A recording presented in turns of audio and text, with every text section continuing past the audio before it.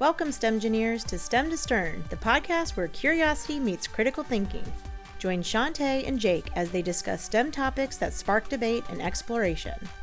Hello, everyone. I'm Dr. Jake. And I'm Chauntée. Welcome to STEM to Stern. Today, we are talking about a very serious topic, microplastics.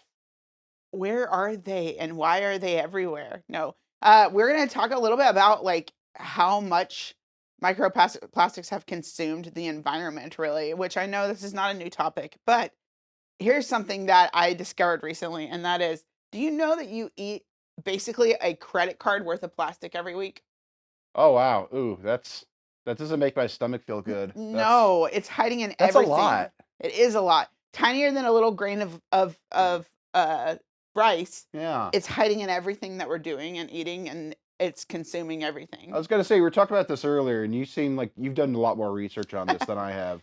I'm kind of becoming a little bit obsessed with it because I have spent some time at the Virginia Institute of Marine Science, and I've done some studying there with some interns that I worked with, just as a side project for me, and I found it very fascinating. But this was years ago, and it's not better; it's worse, and we're not doing a good job of trying to do better with that.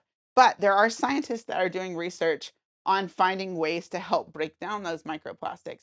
I have a friend who's really into the natural growing of mushrooms, and that mushrooms actually are able to help break down plastics. It's a very interesting concept, and we have been talking a lot about it because I've been asking her, tell me what that looks like.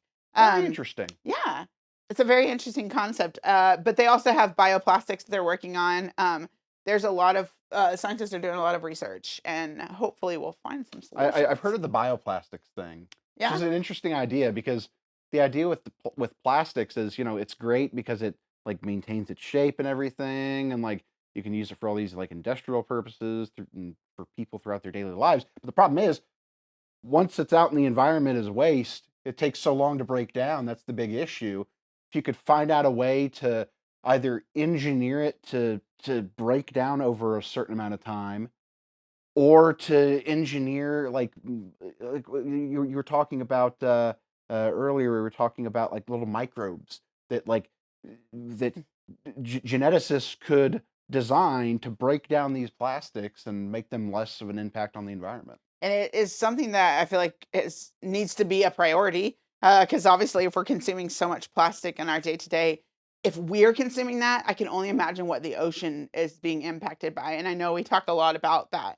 But I also, when you were talking about breaking down, I want to tell you that breaking down, exactly. Right? Yeah. It's actually not breaking down; it's breaking up, which is so much worse. Because really, truly, if it breaks down, it eventually will be just completely gone, right? Mm-hmm. But it's breaking up because it's breaking into smaller pieces, and it's still being consumed. Who likes to be broken up with? Who knows? Yeah, no one likes to be. This is a terrible concept. No one likes a breakup. No, except for when it comes to plastic. Actually, no. No, we don't like it at all. We don't so like bad. breakups. We want breakdowns. Well, in plastic world, Yeah. not in the real world. But I do find that really interesting. Just the idea that the most commonly used plastic bags, which America, we're the worst at plastic bags in comparison to other countries. Oh yeah. But these plastic grocery bags, we use them on average from 10 to 12 minutes, and it takes 500 years to break up. You were telling me that Isn't stat that the other crazy? day. That's crazy. We don't realize how little we actually use these things, and then they just last forever. So what are some solutions? I feel like I'm preaching to the choir because we talk about this all the time. But when it comes to plastic, can we please try to limit the one-use stuff that we have? Because that is half of the issue, if not more, is that we use these one-time things like grocery bags, like plastic cups, and then it's tossed.